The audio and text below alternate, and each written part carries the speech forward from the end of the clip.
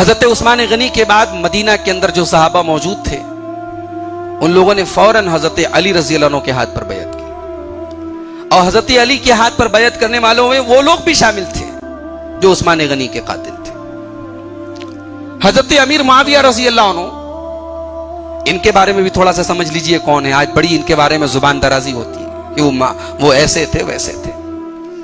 یہ اللہ کے نبی کے برادر نسبتی ہیں، جس کو ہماری زبان میں سالہ بولتے ہیں، بیوی کے بھائی۔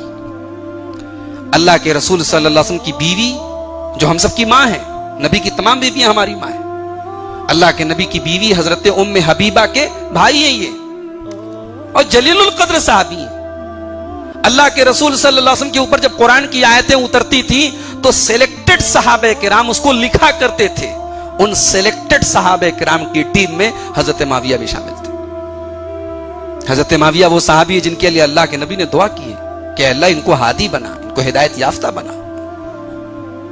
حضرت امیر معاویہ وہ صحابی ہیں، بخاری کی روایت ہے، یہ 1 رکعت وتر کی نماز پڑھتے تھے۔ حضرت عبداللہ ابن عباس سے کسی نے کہا کہ حضرت معاویہ 1 رکعت وتر کی نماز پڑھتے ہیں؟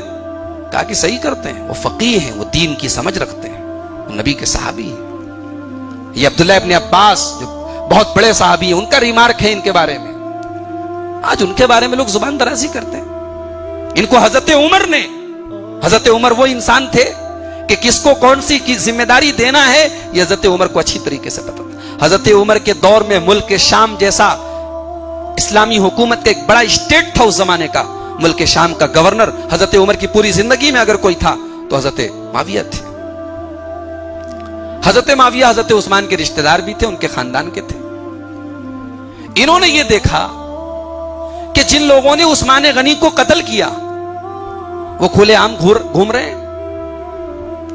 حضرت معاویہ نے حضرت علی سے کہا کہ آپ عثمان غنی کے تمام قاتلوں کو سر عام سولی چڑھائیے، جو اسلام کی سزا ہے، قتل کے بدلے قتل ہے، قصاص ہے، آپ ان سے قصاص کا فیصلہ جاری کیجیے۔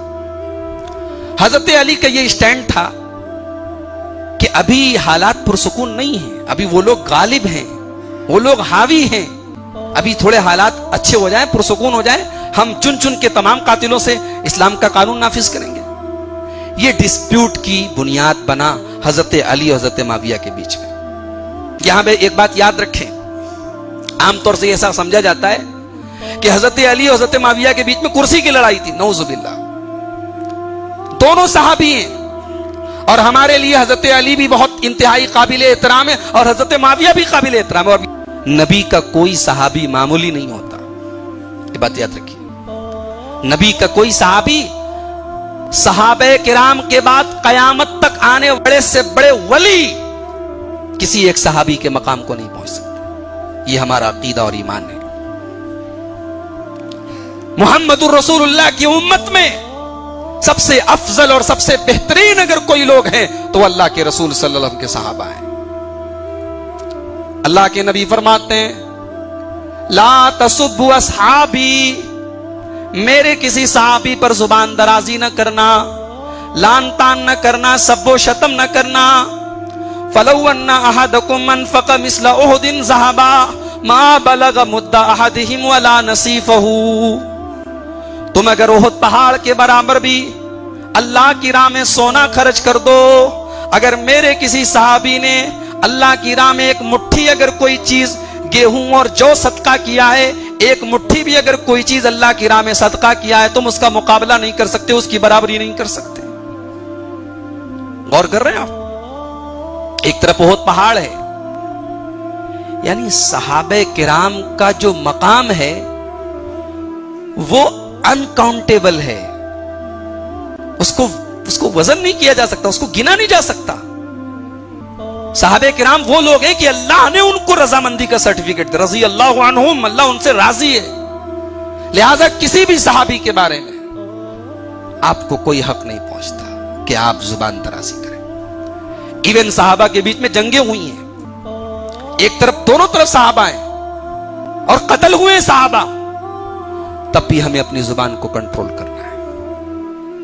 واقعہ کربلا پر بات کرتے وقت ہمیں اس پوائنٹ کو ہمیشہ ذہن میں رکھنا چاہیے کہ ہماری زد میں کوئی صحابی تو نہیں آ رہا ہے، ہم کسی صحابی پر تو نہیں انگلی اٹھا رہے، صحابہ معصوم نہیں تھے، یہ بات یاد رکھیں، صحابہ انسان تھے، ان سے غلطیاں ہوئی ہیں، مگر ان کی نیتوں میں کھوٹ نہیں تھا، وہ امت کا کبھی برا نہیں چاہتے تھے۔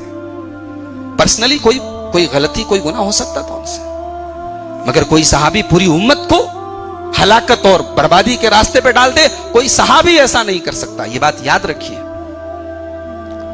حضرت علی حضرت معاویہ میں ڈسپیوٹ ہوا اور بڑھا، جنگ تک نوبت پہنچی، دونوں طرف صحابہ کرام کا ایک گروپ تھا۔ پھر حضرت علی رضی اللہ عنہ کی جو فوج تھی اس میں وہ لوگ شامل تھے جو اس پورے فتنے کی بگننگ اور اسٹارٹنگ سے اس فتنے میں لگے ہوئے تھے۔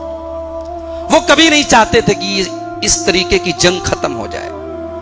تاریخ کی روایتیں بتاتی ہیں، علامہ ابن کثیر کی البدایہ والنہایہ اٹھائیے، ابن جریر طبری کی تاریخ طبری اٹھائیے، ابن خلدون کا مقدمہ پڑھیے، وہ جو فتنہ پرور لوگ تھے وہ کبھی نہیں چاہتے تھے کہ صلح ہو صحابہ کرام کے بیچ میں، تلواریں چلی صحابہ کے بیچ میں، ان لوگوں نے اس فتنے کو آگ لگائی۔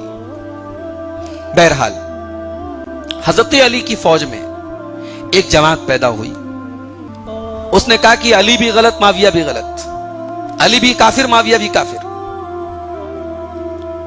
اس نے دونوں کو کافر کہنا شروع کر دیا۔ ان کو خوارج کہا جاتا ہے اور آج بھی یہ فرقہ موجود ہے۔ یہ جتنے جہاد کے نام پر بے قصوروں اور معصوموں کو قتل کرنے کا سلسلہ پوری دنیا میں چل رہا ہے، اس کے پیچھے اسی طبقے کا اور اسی سوچ کا اور اسی نظریے کا ہاتھ ہے جو اپنے علاوہ سب کو کافر سمجھتے ہیں۔ یہ بات یاد رکھیں کہ قرآن و حدیث کی روح سے، سلف صالحین کے مسلک کے روح سے کسی کی تکفیر کرنا، کسی کو کافر قرار دینا، اس کے بڑی شرائط ہیں، بڑے کنڈیشنز ہیں۔ فٹافٹ کافر ہے فلاں، کافر ہے فلاں، کافر ہے، اپنے علاوہ سب کو کافر سمجھنا، یہ سلف صالحین کا طریقہ نہیں ہے، یہ اہل حدیث کا منہج نہیں، یہ بات یاد رکھیں۔ تو خارجی نام کا ایک فرقہ پیدا ہوا، خوارج کا فرقہ۔ اس میں سے ایک آدمی عبد الرحمن ابن ملجم نام کا، اس نے فجر کی نماز میں حضرت علی پر حملہ کر کے ان کو شہید کر دیا۔ سن 40 ہجری حضرت علی شہید ہو گئے۔ حضرت علی کی شہادت کے بعد اس دور میں جو لوگ موجود تھے، اچھا حضرت علی نے اپنے دور میں اسلام کا جو کیپٹل تھا مسلمانوں کا، اس کو مدینہ سے ٹرانسفر کر دیا کوفہ میں، عراق میں، کیونکہ حضرت علی رضی اللہ عنہ ایسا سمجھتے تھے کہ مجھے سپورٹ کرنے والے اور مجھے ماننے والے زیادہ تر لوگ عراق میں ہیں، میرے لیے زیادہ سیف جگہ عراق ہے، کوفہ ہے۔ حضرت علی کوفہ چلے گئے، اسلامک کیپٹل جو حضرت عثمان غنی رضی اللہ عنہ کے اس دور تک مدینہ میں تھی، اب وہ ٹرانسفر ہو کے کوفہ پہنچ گئی۔